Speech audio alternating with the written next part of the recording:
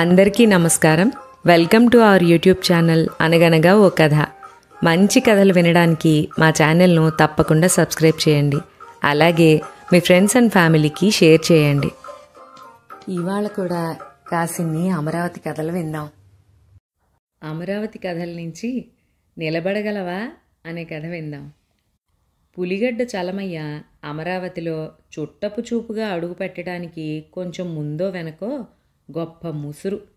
3 రోజుల తుఫాన్లో ఇళ్ళు పడిపోయినాయి, చెట్లు విరిగిపోయినాయి. తెరిపిచ్చింది పర్వాలేదు అనుకుంటే పులిగడ్డ చలమయ్య చేతి చలవానాలో పాద ప్రతిభానాలో అవాంతరాలు ఒకటి తర్వాత ఒకటి వరసగా వచ్చి పడ్డాయి. రామాలయం అరుగు మీద కూర్చుంటే పుల్లయ్య చలమయ్యని పలకరించి, అయ్యా, ఈ గోడ పక్క స్థలం ఎవరిది అని అడిగాడు.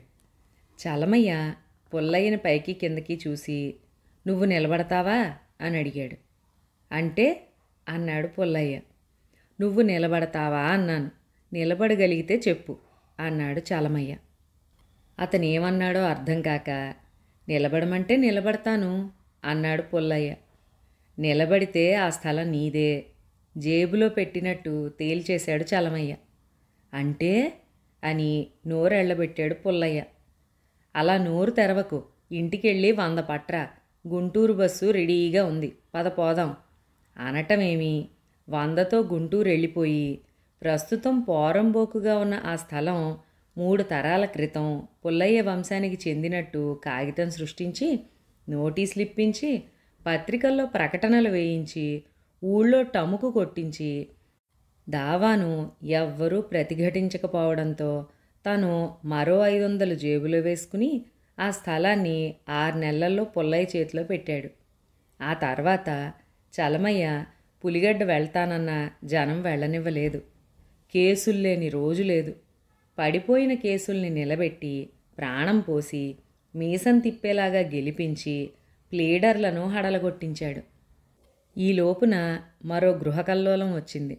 సుందరయ్య అనే వ్యాపారస్తుడు వ్యాపార నిమిత్తం ఆ పట్నం ఈ పట్నం తిరుగుతున్న సమయంలో అలివేలు అనే ఆవిడ ఆయనకు తటస్థపడింది. ఏం జరిగిందో మనకైతే తెలియదు, కానీ ఆవిడ్ని తీసుకొచ్చి గుంటూరులో కాపురం పెట్టించి తను రోజు గుంటూరు వెళ్ళి వస్తూ ఉండేవాడు. కొంతకాలానికి మరి కొంచెం ధైర్యం చేసి అమరావతికే తీసుకొచ్చి కాపురం పెట్టి వ్యవహారం సాగించడం మొదలెట్టాడు. ఎదిగొచ్చిన కొడుకులు కూతుళ్ళు, భూదేవి లాంటి భార్య అందరూ ఉన్నా ఒక్కరూ నోరెత్తలేకపోయారు. ఊరి పెద్ద కాబట్టి జనం ఎవరూ వేలెత్తలేకపోయారు. ఆఖరికి సుందరం భార్య చలమయ్య దగ్గరికి వచ్చి, అన్నా, నా పసుపు కుంకుమ నిలబెట్టు, నా సంసారం నిలబెట్టు అని ప్రాధేయపడితే సరే అని అభయం ఇచ్చాడు చలమయ్య. ఆ సాయంత్రం సరాసరి అలివేలు ఇంట్లోకి వెళ్ళి, అమ్మాయి అలివేలు, ఏమిటి అలా చూస్తావు?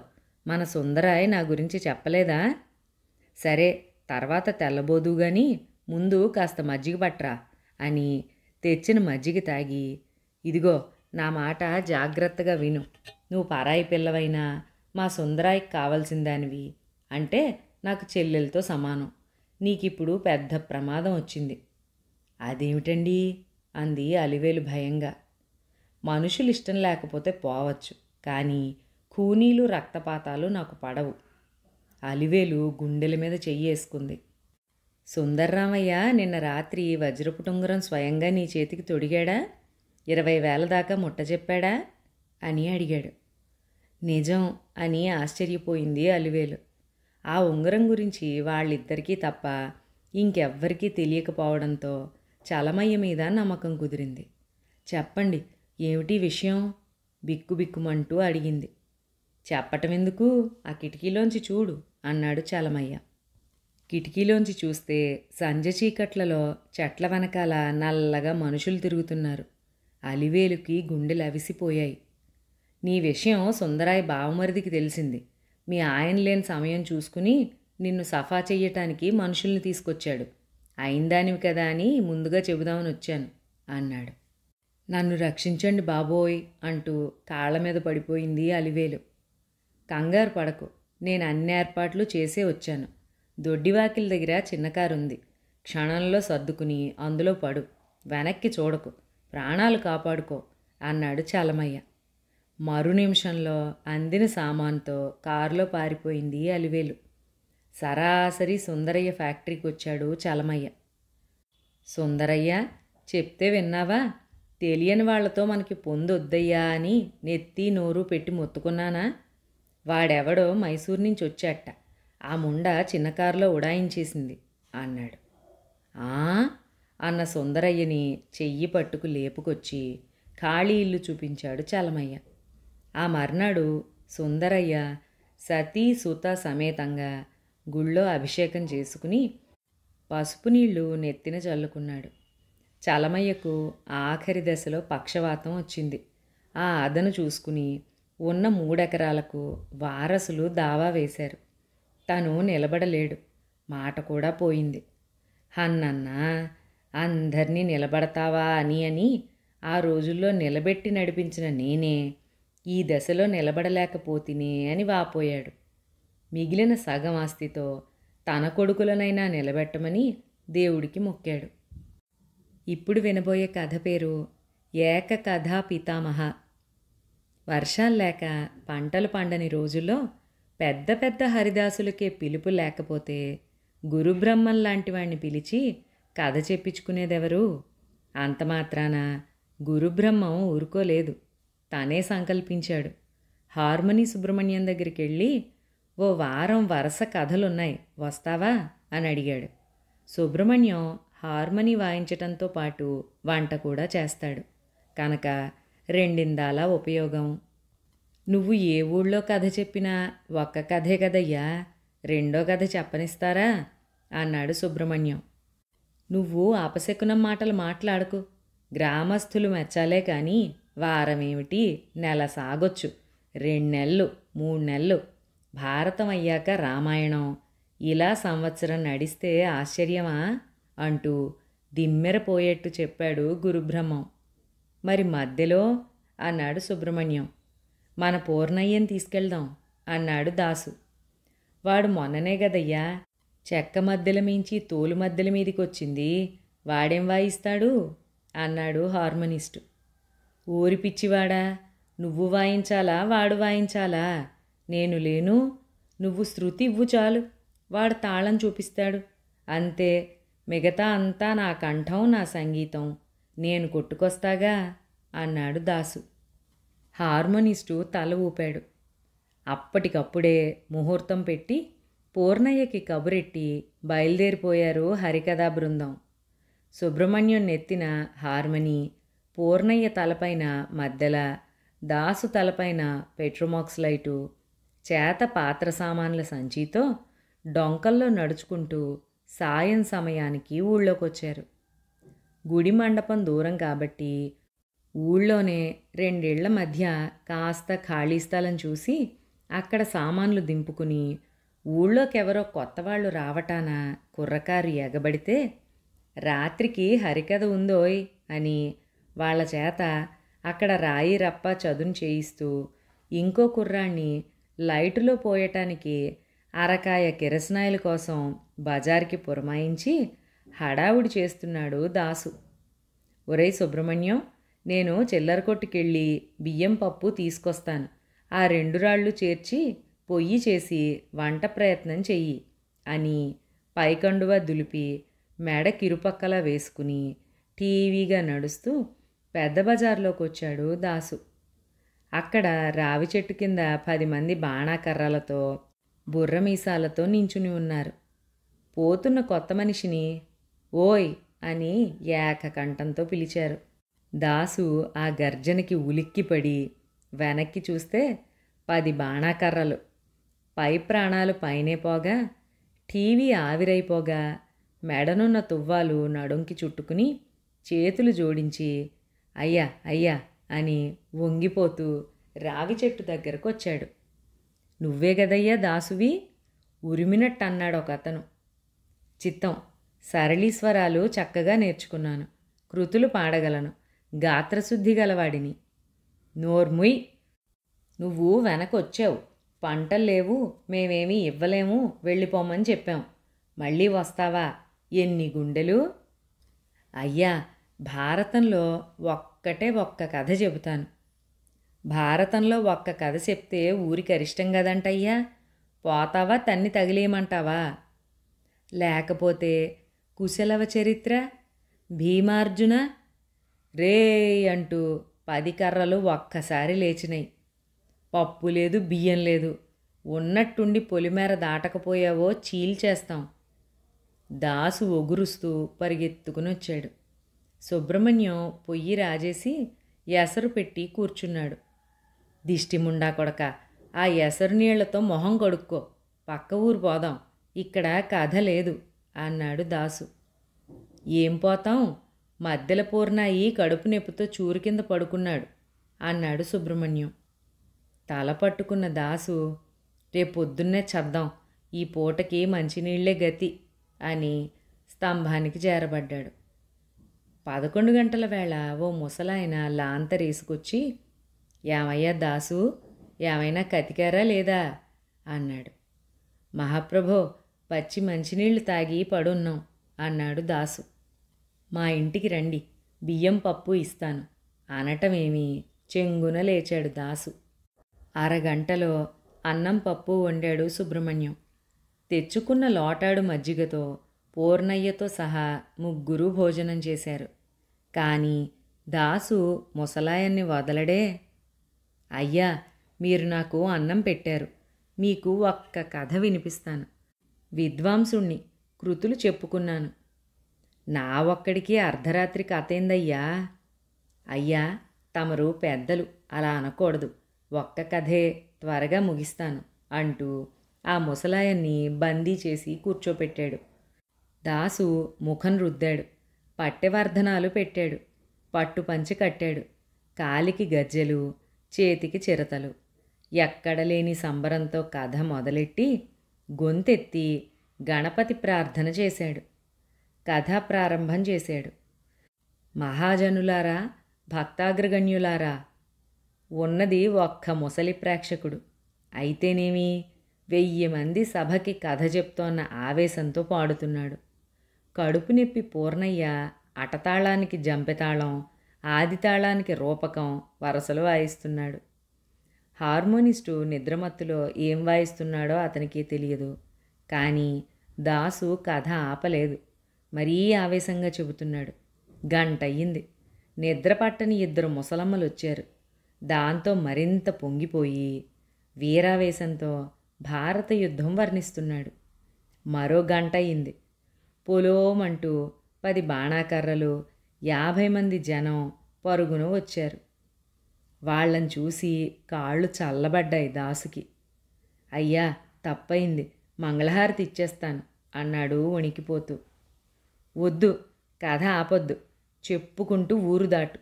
నీకేం ఇయ్యలేవయ్యా అంటే కథ మొదలేస్తావు. చెప్పుకుంటూ పద, నిన్ను సాగనం పోస్తాం అంటూ ఉన్న పళాన దాసుని వాద్యగాళ్ళని లేపారు.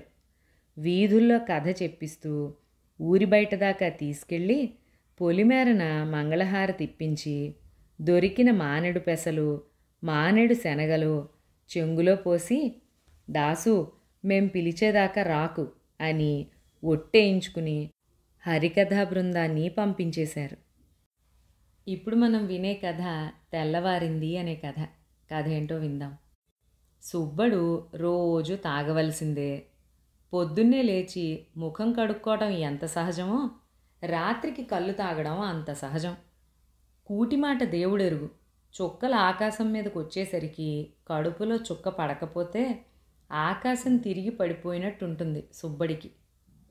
ఫ్యాక్టరీలో ₹1.50 కూలీ చేతిలో పడగానే అందులో రూపాయి బిళ్ళ ఎగిరి గంతులేస్తూ ఉంటుంది కళ్ళు దుకాణం గల్లాలోకి పరిగెట్టడానికి. అంగలంగలుగా వెళ్ళిపోతాడు ఊరి బయట దుకాణానికి. కళ్ళు దుకాణం యజమాని వీరాస్వామి గుడిసెల్లో దూరేవాడి ముఖం చూసి చెప్పేయగలడు వాడి దగ్గర మస్తుగా డబ్బుందో లేదో. డబ్బున్నవాడు కల్లుపాకలోకి దూరి కూర్చుని ఒరేయ్ అనడంలో ఓ ధీమా ఉంటుంది. అంతంత మాత్రంగాడు అడుగు ఘనంగా వెయ్యలేడు, ముంత తెమ్మని దబాయించలేడు. ఆ రోజు సుబ్బడు హుందాగా గుడిసెలో దూరాడు. చెక్కబల్ల మీద కూర్చోగానే చింకి తువ్వాలు చెళ్ళున జాడించాడు. అలా జాడించిన తువ్వాలు ఉండ చుట్టి కాలు కింద పెట్టుకుని ఒరేయ్ అని కేకేశాడు. ఆ కేక లక్షాధికారి 10 మంది నౌకర్లను పిలిచినట్టుగా ఉంది.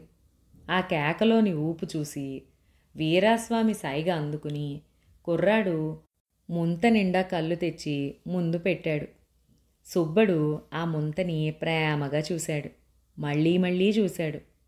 ఇన్ని రూపాయలు నీకు ఇచ్చేస్తున్నానే, కడుపుకు తినటం లేదు, కట్టుకున్న పెళ్ళానికి పెట్టటం లేదు, కన్నోళ్ళకి కాని ఇయ్యటం లేదు, నీకే నీకే ఎన్ని రూపాయలు ఇచ్చాను, నా కట్టమంతా నీకే దారపోత్తన్నానే, నువ్వు నన్ను ఇడిసిపెట్టవు, నేను నిన్నిడిసిపెట్టను, పట్టు ఇది జన్మబంధం అనుకుంటూ మొంతెత్తి గటగట తాగేశాడు. ఒక్క నిమిషం ఆగి సుబ్బడు ఓ ఒరేయ్ అన్నాడు. మళ్ళీ వీరాస్వామికి అనుసైగతో కుర్రాడు ముంత నింపాడు. రెండో ముంత చూస్తూ సుబ్బడు కలలు గంటం మొదలెట్టాడు. రోజుకి రూపాయిన్నర సంపాదిస్తే ₹1/2 ఇంటికెళ్తోంది. తను ఎప్పటికైనా డబ్బు సంపాదిస్తాడు. డబ్బు ఎక్కడి నుంచి వస్తుంది? దూరపు చుట్టం ముసలమ్మ ఎవరో సస్తది. డబ్బున్న చుట్టం ముసలమ్మ ఎవరూ లేరే. ఉంటుంది, ఎక్కడో ఉంటుంది, ముందుగా తెలవదు. తెలిస్తే ఇప్పుడే వెళ్ళి సంపుదును కదా. ఆ ముసల్ది ఎంకమ్మ. దాని దగ్గర బంగారం ఉంది, డబ్బు ఉంది, పొలం ఉంది. అది సావంగానే బోల్డంత డబ్బు, పెళ్ళానికి సీరలు, తనింట్లోనే కళ్ళుదానలు. ఓహో అనుకుంటూ ముంత ఖాళీ చేశాడు సుబ్బడు. కళ్ళు కళ్ళల్లోకి వచ్చింది. తలకాయ తాళం వేస్తోంది. మాట నాలిక దాటి రావడం లేదు. ఓ అన్నట్టు ఖాళీ ముంత ఊపాడు సుబ్బడు. ఈ తడవ వీరాస్వామి సైగ చెయ్యలేదు. కుర్రాడు కళ్ళు పొయ్యలేదు. రూపాయి మించి సుబ్బడి దగ్గర ఉండటానికి వీల్లేదు. అంచేత చూడనట్టు ఊరుకున్నాడు వీరాస్వామి. సుబ్బడికి ఆ రోజున పండగ ఈనాము కింద 2 రోజుల కూలీ ఇచ్చారు. సుబ్బడికి ఉండబట్టలేక వీరాస్వామి దగ్గరికి వెళ్ళి ఏటీ నా దగ్గర డబ్బు లేదనా? ఇదో 2 రూపాయలు, ఏటనుకుంటున్నావో, నాకు ఆస్తి వస్తుంది, ముసలెంకమ్మ సస్తుంది, బోల్డంత పొలం డబ్బు, నాకేం లోటు లేదు అంటూ ఊగిపోతున్నాడు. ఎప్పుడు సస్తుంది ముసల్ది అన్నాడు వీరాస్వామి. రేపో ఎల్లుండో. రేపే సస్తుంది, రేపు బాన తాగేస్తాను అంటూ మరో 2 ముంతలు గటగటా తాగేశాడు. వీధిన తట్టుకుంటూ రాళ్ళు తన్నుకుంటూ గుడిసెలోకి వచ్చి పడ్డాడు.